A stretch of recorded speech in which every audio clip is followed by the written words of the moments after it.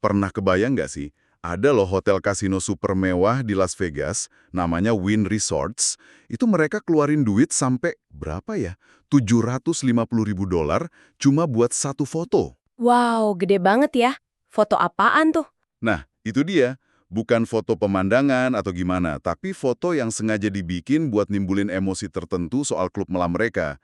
Tujuannya ya kemasan. Oh, jadi kayak branding lewat foto gitu ya? Persis. Dan meski mahal gila, katanya sih berhasil banget datengin untung miliaran dolar. Ini kan contoh ekstrim ya, betapa kuatnya sebuah kemasan atau persepsi. Persepsi ya? Kuncinya di situ. Nah, iya.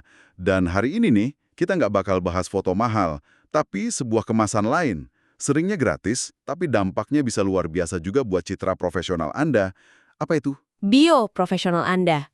Ah, bio. Sering banget diremehin ini. Betul. Makanya kita mau gali lebih dalam nih soal bab 9 dari buku Wealthy and Well-Known punya A.J. Fadden. Kita coba bongkar ya, biar kita semua bisa lihat bio dari sudut pandang baru. Setuju banget. Banyak yang nganggap bio itu cuma formalitas ya kan, pelengkap CV atau profil LinkedIn aja. Padahal, kalau kata A.J. Fadden, ini bisa jadi salah satu aset paling berharga loh. Beneran, aset berharga. Iya, dan yang keren, kekuatannya itu justru karena dia nggak kelihatan kayak jualan. Orang bacanya kayak fakta aja, kayak cerita singkat soal Anda. Jadi, dinding pertahanan alami kita terhadap marketing itu kayak lebih rendah gitu. Masuk akal. Jadi dia nyelinap gitu ya, bangun kredibilitas diam-diam. Betul, membangun kredibilitas secara halus tapi efektif banget. Dan A.J. Fadden malah bilang ini aset gratis senilai $1 juta. Wah, ini klaimnya gede banget ya. Kedengarannya emang gitu sih, agak lebay mungkin ya. Tapi dia punya cerita pribadi yang kuat banget di balik itu. Oh ya, gimana ceritanya? Jadi dia cerita waktu dia ya terpaksa keluar lah dari perusahaan yang dia bangun belasan tahun, itu hampir semuanya hilang. Pendapatan, tim, bahkan kayak sebagian identitas profesionalnya gitu. Waduh, berat banget itu pasti. Iya. Terus apa coba yang tersisa? Dan jadi modal dia bangun lagi bisnis bareng Rory Vaden. Yaitu tadi, reputasi sama bioprofesionalnya. Dari situ mereka mulai Brand Builders Group. Wow, oke. Ini benar-benar nunjukin kalau bio itu bukan sekedar tulisan ya. Ini kayak formalisasi reputasi kita gitu. Persis, formalisasi reputasi. Itu istilah yang pas. Jadi bukan cuma rangkuman kerjaan, tapi pernyataan terstruktur soal nilai yang Anda bawa. Dan efeknya, wah, bisa kemana-mana. Kemana aja tuh contohnya? Bio yang bagus tuh bisa buka pintu, misalnya diundang ke podcast keren, dapat panggung buat jadi pembicara, diliput media, nyambung sama orang-orang penting, bahkan bisa bantu menangin proyek pas meeting. Jadi kayak foto Win tadi ya, dia ngebentuk persepsi awal orang tentang kita sebelum ketemu langsung. Tepat, persepsi awal itu penting banget. Oke, menarik banget nih. Terus, gimana dong caranya bikin bio yang sekuat itu? Tadi disebutin A.J. Fadden punya dua pendekatan ya, potret sama landscape itu. Gimana tuh maksudnya? Iya, betul. Ada dua pendekatan utama. Tampilan potret atau potret view sama tampilan landscape atau landscape view. Coba kita bahas satu-satu ya. Boleh. Mulai dari potret dulu deh. Oke, tampilan potret itu bayangin aja kayak sorotan close up ke detail terbaik Anda. Jadi ini teknik buat nonjolin pencapaian atau aspek yang paling spesifik dan paling bikin orang terkesan. Kuncinya ada dua, pakai nama dan pakai angka. Nama dan angka. Oke, gimana pakainya? Nah, buat nama, ini maksudnya sebutin aja secara jelas nama-nama yang punya bobot atau dikenal luas. Bisa nama orang terkenal yang pernah kerja bareng atau dukung Anda. Contohnya? Iya, misal Anda pernah kerjasama dengan tokoh A atau klien Anda perusahaan besar kayak sebut aja Unilever, Google, Pertamina gitu. Terus nama media gede yang pernah liput Anda, misalnya Kompas, Tempo, atau bahkan The Wall Street Journal kalau ada. Oh, termasuk nama kampus ternama gitu juga? Betul. Institusi pendidikan ternama tempat Anda belajar. Kenapa? Karena nyebut nama-nama ini tuh secara psikologis langsung bikin orang mikir, wah keren nih orang, ngasih asosiasi positif dan kredibilitas instan. Kayak jalan pintas gitu. Jadi, mendingan bilang klien termasuk Unilever, Google, Pertamina, daripada cuma berpengalaman kerja bareng berbagai perusahaan, gitu ya? Nah, itu dia. Jauh lebih nendang kan? Atau daripada sering diwawancara media, mending pernah dimuat di The Wall Street Journal dan Harvard Business Review. Langsung ada bukti konkretnya. Iya, iya. Kerasa banget bedanya, lebih meyakinkan. Terus, kalau angka, Pencapaian, misalnya jumlah tahun pengalaman, lebih dari 15 tahun pengalaman. oke. Apalagi? Jumlah klien yang udah dibantu telah membantu 500 plus UKM. Jumlah negara atau kota tempat Anda pernah ngomong telah berbicara di 20 negara. Jumlah buku atau artikel, ukuran tim, nilai proyek atau omset yang dikelola, mengelola anggaran 10 juta dolar. Sampai hasil spesifik buat klien juga bisa ya? Banget. Misalnya, membantu klien meningkatkan efisiensi sebesar 40%. Angka-angka ini bikin klaim Anda tuh jadi nyata dan terukur, nggak ngawang-ngawang. Jadi inget riset Trends in Personal Branding yang dikutip di buku itu juga kan? Katanya kan testimoni klien, rekam jejak sebagai konsultan atau pembicara berbayar, sama liputan media itu faktor penting kenapa orang mau bayar lebih mahal. Jadi nama dan angka ini nyambung banget ya sama itu. Nyambung banget. Ini ngasih bukti sosial sama bukti kuantitatif yang persuasif. Nah, tapi kan, Tapi gimana kalau mungkin ada bagian dari perjalanan kita yang belum ada nama besar atau angka fantastisnya gitu. Masih baru mulai misalnya. nah, pas banget pertanyaannya. Disitulah pendekatan kedua, tampilan lanskap atau gambaran umum berperan. Oke, tampilan lanskap. Gimana cara kerjanya? Kalau lanskap ini dipakai buat ngebungkus bagian cerita Anda yang mungkin belum terlalu kuat kalau berdiri sendiri atau masih berkembang. Caranya, pakai bahasa yang lebih umum. Kelompokin pencapaian kecil-kecil di bawah satu payung kategori yang lebih besar. Tapi tetap tonjolin contoh terbaik kalau ada. Contohnya gimana tuh? Misalnya nih, Anda baru mulai ngomong di beberapa acara komunitas kecil. Terus suatu saat diundang ke satu konferensi nasional gede. Nah, di bio, Anda bisa tulis, sering diundang sebagai pembicara di berbagai forum nasional maupun komunitas. Ah, oke. Jadi digabungin gitu ya? Iya. Atau misalnya Anda pernah kerja buat beberapa startup kecil, terus dapat satu klien multinasional. Bisa bilang, memiliki pengalaman bekerja dengan beragam skala bisnis, termasuk perusahaan multinasional. Ini kan tetap akurat, tapi nyajiin ceritanya dalam bingkai yang lebih menguntungkan. Wah, cerdik juga ya. Jadi tetap jujur, tapi framingnya diatur biar kelihatan lebih bagus. Betul, framing yang positif tapi tetap akurat. Tapi ini, muncul pertanyaan lain nih. Soal rendah hati. Banyak orang, apalagi di budaya kita kan, suka nggak enakan gitu kalau nonjolin pencapaian. Takut dibilang sombong. Gimana tuh nyeimbanginnya? Antara nunjukin potret terbaik kita, sama tetap rendah hati. Nah, ini pertanyaan bagus banget dan krusial.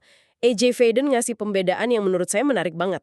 Dia bilang lawan dari percaya diri itu bukan rendah hati. Lawannya percaya diri itu sombong. Oh, bedanya apa? Kita merasa lebih baik dari orang lain, fokusnya ke diri sendiri.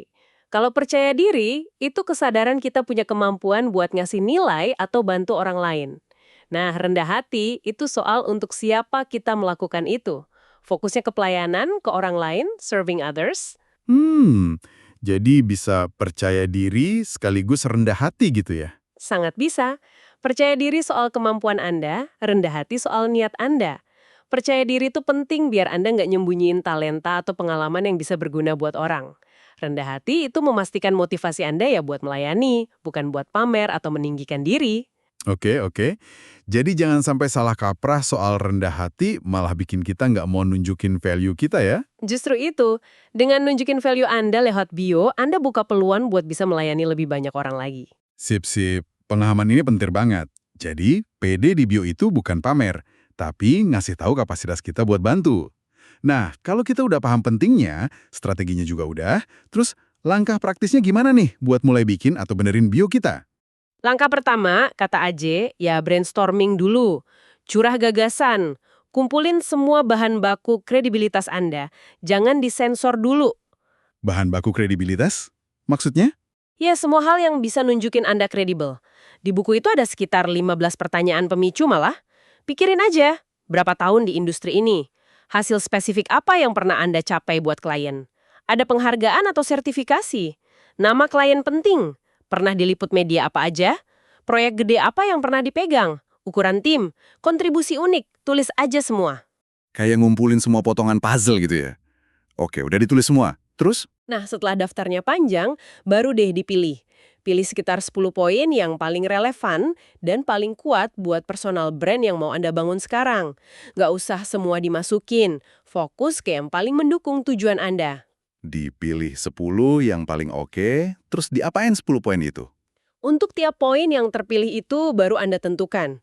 Ini enaknya disajiin, pakai tampilan portret yang spesifik, pakai nama atau angka tadi, atau lebih pas pakai tampilan landscape yang lebih umum atau dikelompokkan. Oke. Jadi dipilih dulu, baru diputuskan cara penyajiannya. Biar lebih gampang lagi nih, saya lihat di materi ada kayak template bio profesional ya, yang gaya Mad Libs itu, isi bagian kosong. Ya, Anda tinggal isi aja bagian kosongnya pakai detail spesifik Anda. Udah ada panduannya kapan pakai nama dan angka potret, kapan pakai bahasa umum, landscape. Kayaknya ngebantu banget ya, terutama buat yang bingung mulai dari mana. Betul, di buku ada contoh bio fiktif Susie Jones, ahli kesehatan menopause. Itu cuma ngikutin template diisi detail relevan, hasilnya bionya kedengeran meyakinkan dan profesional banget. Padahal karakternya fiktif. Wah, keren. Template bisa jadi shortcut yang bagus nih. Oke, anggaplah kita udah sukses nih, bikin bio yang kuat. Tapi kan punya bio bagus doang nggak cukup ya. Gimana cara pakainya biar bener-bener ngasilin? Entah itu bisnis atau kesempatan lain. Apalagi kalau kita baru mulai. Belum punya database email gede atau followers banyak. Nah, ini juga dibahas sama AJ Fadden. Dia ngasih strategi 4 langkah yang praktis banget. Fokusnya manfaatin relasi nyata yang udah kita punya. Bukan hard selling, tapi bangun jembatan kepercayaan. Dia bilang ini bisa bantu dapetin klien atau peluang pertama. Oke, 4 langkah ya. Gimana tuh? Langkah pertama, bikin daftar Fast 50. Ini bukan sembarang kontak ya. Tulis 50 nama orang yang Anda kenal baik, yang percaya sama Anda, dan Anda juga percaya sama mereka. Temen deket, keluarga, kolega lama, mentor, pokoknya lingkaran terdekat yang hubungannya udah ada dasarnya, yaitu kepercayaan. 50 nama orang terpercaya. Oke, kenapa harus 50 ya? Angka 50 itu mungkin biar kita mikir lebih keras aja ya, nggak cuma nulis beberapa nama. Tapi intinya sih kualitas hubungan bukan jumlahnya. Nah, setelah daftar siap, langkah kedua, ciptakan alat pembangun kepercayaan, atau dia sebut trust soldier. Trust Soldier, tentara kepercayaan. Apaan tuh? Ini maksudnya sebuah sumber daya gratis, tapi nilainya tinggi banget, dan relevan sama keahlian Anda. Bisa berupa checklist PDF, 1 bab e-book gratis, video atau audio training singkat, atau mungkin tiket webinar gratis. Kuncinya harus benar-benar berguna buat target audiens Anda.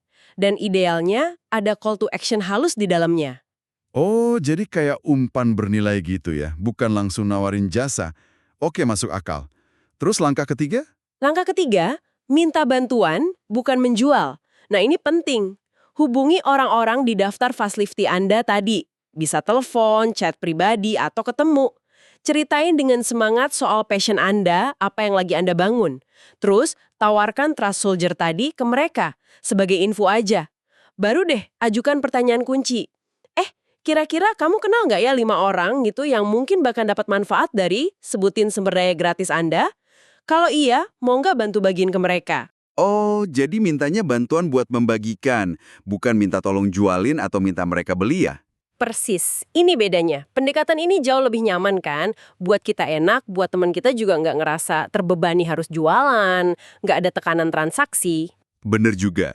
Terus, biar teman kita beneran ngelakuin dan efektif gimana? Kan kadang orang lupa atau bingung mau ngomong apa. Nah, itu dia langkah keempat, permudah prosesnya. Kalau teman Anda setuju bantu, jangan biarin mereka bingung. Siapin template pesan singkat yang tinggal mereka copy-paste aja buat dikirim ke 5 kontak rekomendasi mereka. Disediain contekan gitu ya? Iya, template ini idealnya isinya 3 hal. 1, pujian singkat atau pengantar personal dari teman Anda tentang Anda. Gue kenal si nama Anda. Dia jago banget loh soal. 2, bio profesional Anda yang udah keren tadi. Nah, ini saatnya bio Anda bekerja. Dan 3, link langsung ke Trust Soldier atau sumber daya gratis yang Anda buat. Wah, ini sih dipikirin banget alurnya ya. Jadi teman kita kayak jadi duta, yang nyaman, kontak mereka dapat rekomendasi, plus dapat sesuatu yang gratis dan berguna, terus kita dapat lead atau kenalan baru yang udah anget karena ada referensi. Betul. Udah ada trust-nya dari perantara. Bayangin, Kalau cuma 10 orang aja dari Fast 50 yang bantu, terus masing-masing kirim ke 5 orang, itu udah 50 perkenalan baru yang berkualitas. Keren banget.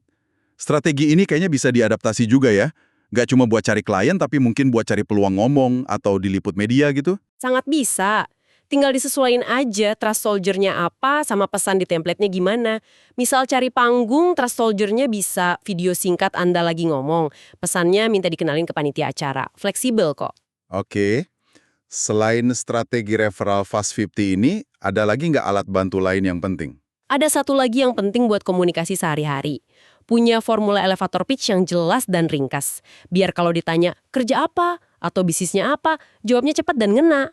Oh ya, elevator pitch. Gimana tuh formulanya? Formulanya simpel aja, tapi perlu dilatih.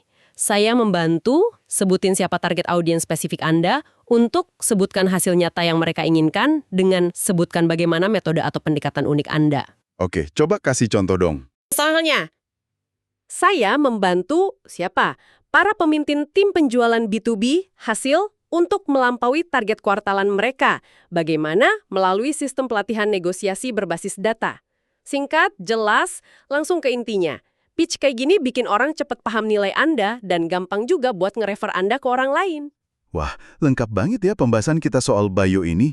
Jadi jelas banget, bio profesional itu jauh lebih dari sekedar formalitas administratif atau ringkasan CV biasa. Jauh banget. Kalau kita bikinnya pakai strategi mikirin tampilan potret, tampilan lanskap, terus mindsetnya juga benar. Percaya diri tapi buat melayani, bukan sombong, dan dipakai secara proaktif, kayak pakai strategi Fast 50 tadi, wah, dampaknya bisa gede banget ya. Anda ngerangkumnya dengan pas banget. Intinya kan gimana kita mengemas keahlian dan pengalaman kita jadi narasi yang bisa bangun kepercayaan secara instan. Bio yang efektif itu langkah dasar buat memformalkan reputasi. Baru dari situ bisa dikembangin buat monetisasi, buat bangun personal brand lebih lanjut, baik online maupun offline. Fondasi penting yang sering kelewat. Bener banget. Nah, setelah kita ngobrol panjang lebar nih, mungkin ada satu pertanyaan buat Anda yang lagi dengerin, bawa pulang. Coba deh iseng-iseng lihat lagi bio Anda sekarang. Udah bener-bener nunjukin nilai terbaik Anda belum? Pertanyaan bagus tuh. Kalau belum, coba pikirin satu aja deh. Satu detail spesifik. Entah itu satu nama orang atau perusahaan terkenal, atau satu angka pencapaian dari tampilan potret tadi yang bisa Anda tambahin sekarang juga, biar bio Anda lebih nendang. Kira-kira apa ya efek dominonya nanti kalau bio Anda mulai bisa buka pintu-pintu baru buat Anda? Coba direnungkan.